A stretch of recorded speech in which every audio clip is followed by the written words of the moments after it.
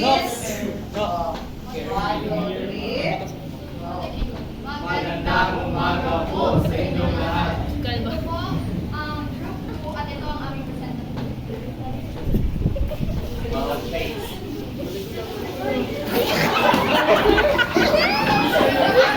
Say! Wapo ka sa kuchi.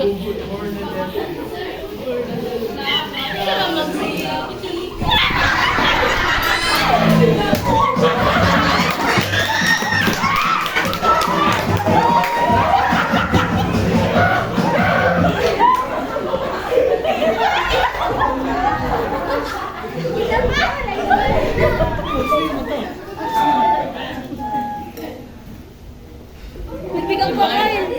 Isa ba na ako kanina kayo?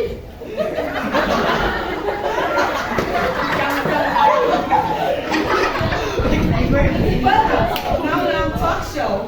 Yar! Review. Yar! Yar! Sa mga loob ng Earth. Yar! Siya na yan, friends. Special edition. Chinika. Yar! Yar! And loud. Yar! Funny, at ang pinakamaganda sa balat ng lupa, Jonea! Nine Carmelita. Sigma, bagay sigma at niwalang kulubya. Pangit man ako sa inyong paningin. Tama, ang inyong paningin.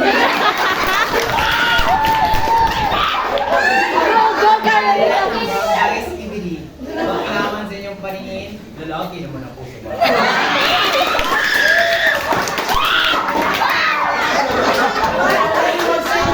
Iwag na natin ang ating pangunahing Mayor Humdinger at Mayor Dewey.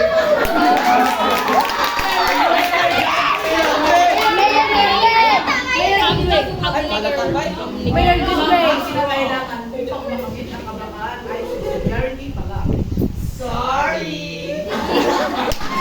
Bernadette, sinagsaklog ng langit at lupa, nangangamoy na ang kubok mo. Kailangan naman sa iyo, bakla. Ano nga ba ang subsidiarity? Aba, ano pa mga bakla? Alam mo naman na alamin na nangangamoy na yung mga putok. Ano ba kayo? Nakakaloko. Galing nga lang ang tinanong ko. Okay, Bernadette.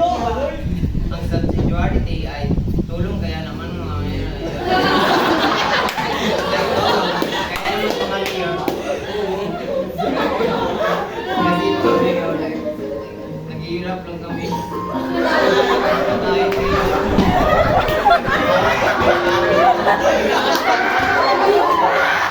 Sorry, nalala ng music. Mayor Humdinger, Municipality of Skibidi. Wala na yung mga dapat gawin para may sakatuparan at subsidiarity. Ganito lang, mga mamamayan, wala mo na akong ayudang bibigay ngayon sa iyo dahil sinave ko pa para sa ating eleksyon. Vote me ha, number 1 sa balota. Oh my God, Mayor. That's so sad. Wala kaming makain. Okay, this is my final answer. As your mayor, Humdinger, pagkilala ko LGBT, mabisang paraan para sa pag-unlad ng kagalingan ng tao at pamilya, tulad ng iba't ibang kaayusan o talento ng kabataan. Mayor, ano nga ba ang dapat gawin upang magkaroon ng mabisang paraan para sa pag-unlad ng mga kailangan ng Mahalaga ang pag-unlad ng kagalingan ng tao sa pamamagitan ng pagbibigay ng access sa pangalaga, pangkalusugan, edukasyon at trabaho.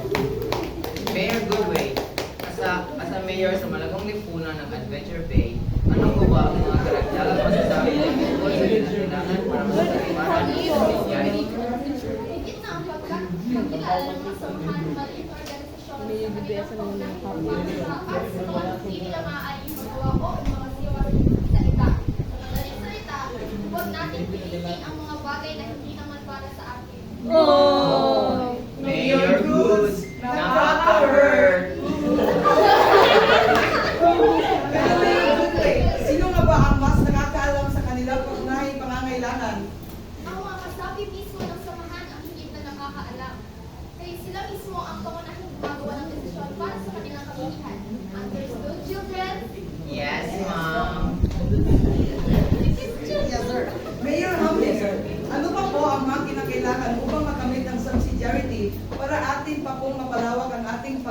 iintindi ang mga kailangan gawin upang makamit ang subsidiarity.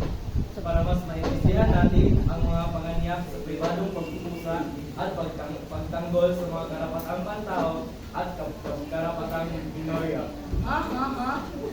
Wait lang, Mayor. Hindi naintindihan. Patapusin mo muna ako, okay?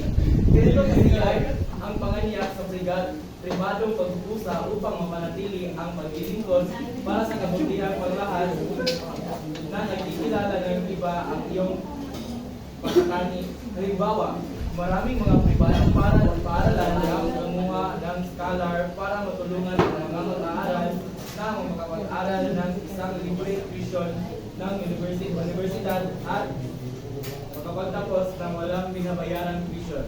At sa karapatang pantao at karapatang minorya naman ay kailangan respeto at alam ng bawat karapatan ng tao at minorya para sa kabutihang panlahat. Gets ko na, Mayor. Pero Rita, ewan ko na. Mamo, kaloka, che. May karagdagan pa ba? Dahil kung wala na kami ay magpapaalam na. And I thank you. Anong thank you? Di pa tayo tapos. Sasagot pa lang si Mayor ng Adventure Bay. Ay, di. Bastante ka ron. Sorry na hindi ko na ulitin. And I thank you. Ay, hala na po ulit. Sorry.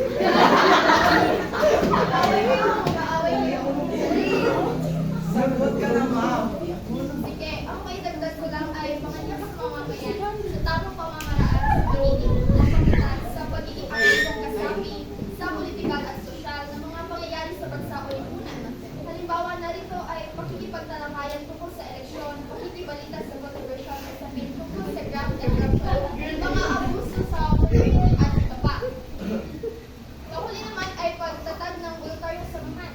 Ang sosyalisasong ito ay maglilinang ng kalikasan ng taong makikiugnay sa isa't isa para matama ang layunin sa hindi magawa ng isa.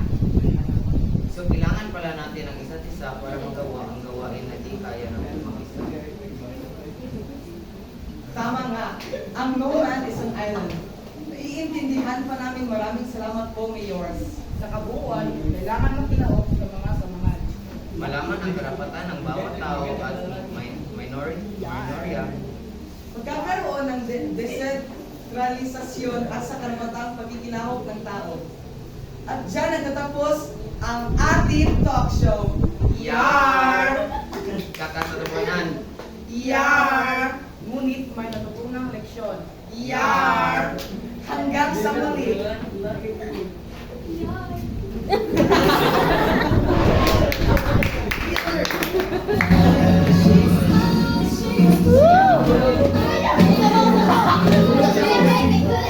Balik ka ba?